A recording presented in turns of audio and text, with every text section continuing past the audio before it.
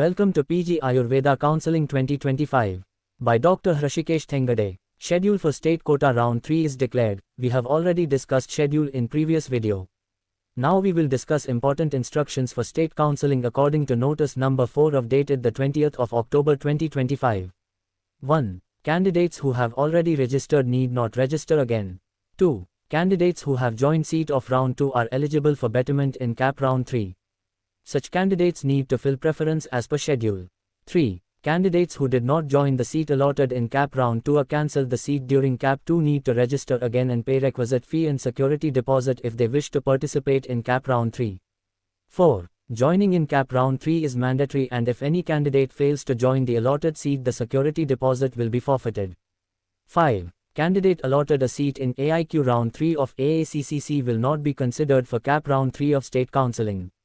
6. Candidates must complete registration and upload all the requisite original scanned documents within the stipulated schedule. 7. It is mandatory to join the allotted seat of CAP round 3.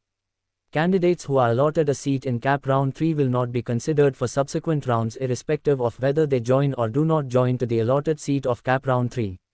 8. Candidates should also ascertain his eligibility for admission to the various courses before filling up the registration form.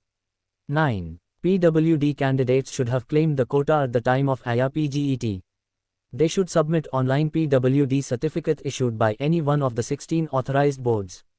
10. The security deposit will be forfeited if a candidate does not join the allotted seat of round 2 or withdraw the seat allotted in round 2 based on candidate's request. Further, the security deposit will also be forfeited if the allotted seat of round 2 is cancelled due to any unforeseen reason from the candidate's end. For example, if the candidate provides wrong, incorrect, false information at the time of registration on the basis of which a seat may have been allotted can be cancelled by the admission authorities of the respective institute at the time of reporting.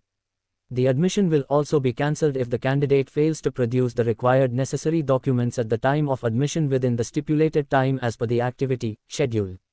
11. Similarly, the security deposit will be forfeited if a candidate does not join the allotted seat of round 3 or withdraw the seat allotted in round 3 based on candidate's request. Further, the security deposit will also be forfeited if the allotted seat of round 3 is cancelled due to any unforeseen reason from the candidate's end.